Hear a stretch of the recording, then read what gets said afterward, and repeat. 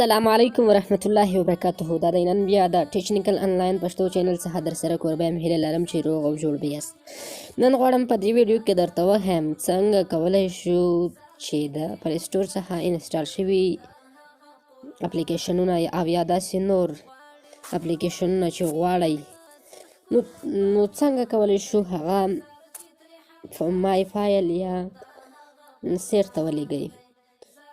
نو د دې لپاره تاسو که چیرته غواړئ تاسو هم دغه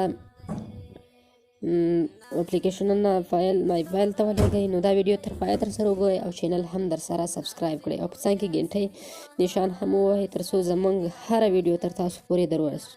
نو راګرځو د ویډیو طرف. نو لومړی برخه کې تاسو اضافیه خلاصه کړئ. لږ دوستانو صبر کوو تر څو اضافیه خلاصه شي.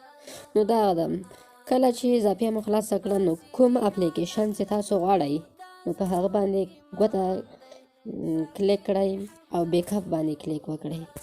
همداسې که بل اپلیکیشن هم غواړئ نو داسې اوس زه لکې ګولډ هم